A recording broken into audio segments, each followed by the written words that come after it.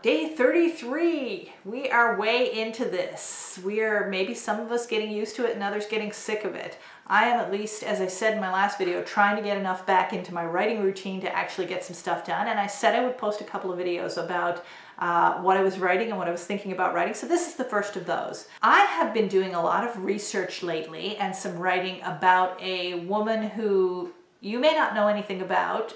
If you live in St. John's, Newfoundland like I do, you may have heard her name, but even then you may not have because she's not as well known as she ought to be. And this is a woman called Armine Gosling, and I have been researching her for a play that I am writing, which, as you know, if you follow me at all, playwriting is kind of a new direction for me as a novelist. But I am working on this play about Armine Gosling, who was one of Newfoundland's, I guess, founding and original suffragists, a proponent for women's rights, and so much more than that. Armine Gosling was born in Quebec into a, I guess, lower middle class family with some struggles but also some aspirations. She came to St. John's, Newfoundland to be principal of the Church of England Girls' School when she was only about 21, and she went on to have a distinguished career marrying a young man named William Gilbert Gosling, who eventually became mayor of St. John's.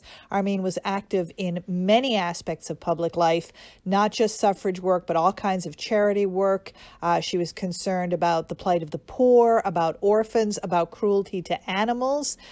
She started the forerunner of the SPCA. She was also involved in amateur dramatics, in women's sports, both golf and curling, and so many other aspects of life, as well as actively campaigning for women to have the right to vote. So I'm not going to actually read you any of my play about Armine Gosling, partly because it's way too rough so far, and also because doesn't totally, it's not, I mean, it is my project in the sense that I'm writing it, but if it comes to fruition, it's going to be a project, as plays are, that involve a lot of other people as well. So I don't really feel ready to release any of it into the world. But what I do want to read to you, or share with you, that I did use in the play, but it's not my words, is an excerpt from an amazing speech that Armine Gosling gave at an organization called the Ladies' Reading Room, which she helped to found, which was a women-only discussion and debate club in St. John's beginning in 1909. And in 1912, she gave a speech about women's suffrage, which fortunately was later printed up and distributed, so we have a copy of it today. And I want to share just a little excerpt of her speech because she was such an amazing woman, and we women today owe so much to these suffragists and these women's rights activists of more than 100 years ago. So yeah, here's a little bit of Armine Gosling. While in education, social freedom and opportunity, women have made a good deal of progress during the past century, their political standing is very much what it was 100 years ago. They are still classed, for purposes of legislation, with idiots, criminals, paupers, and minors. And even in that dubious company, they hold an inferior place. A male idiot may recover his reason. A male criminal may reform. A pauper may acquire property. And a minor will grow up, in which case they will be eligible to vote. But women, being women, remain voteless, legal and political non-entities. The vote is the hallmark of citizenship, and the exclusion of women from it means practically their exclusion from the serious life of the age.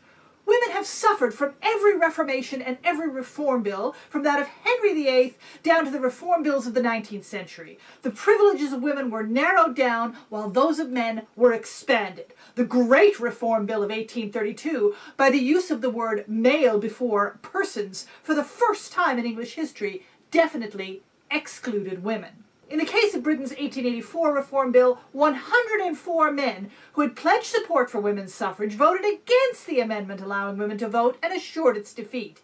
They flung their broken promises in the face of the women who had worked for them, and on that occasion, women went on, kissing the hand that smote them, turning the other cheek, and conducting themselves in the most approved scriptural manner. After so many years in the wilderness of humiliation and barren effort and ladylike methods, the suffragists of the mother country had it borne in upon them that Parliament had been merely playing with them all along. Perhaps they reminded themselves of Byron's words, "Who would be free, himself must strike the blow." Women should have the vote. because the laws affect them as much as they do men, and these laws are framed without consulting women. Women should have the vote because people who have to obey laws should have a voice in making them. This is the foundation of all liberty. And women should have the vote because men, no matter how well-meaning they may be, never have made and never can make suitable and just laws for women. No class or race or sex can have its interests properly attended to by the legislation of a country unless that class, that race, that sex is represented by direct suffrage.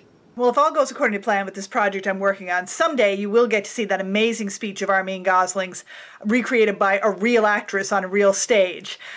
In the meantime, I'm just thrilled to keep on doing one of the real perks of the job of a historical fiction writer, which is meeting fascinating people from the past and trying to bring them to life in some small way.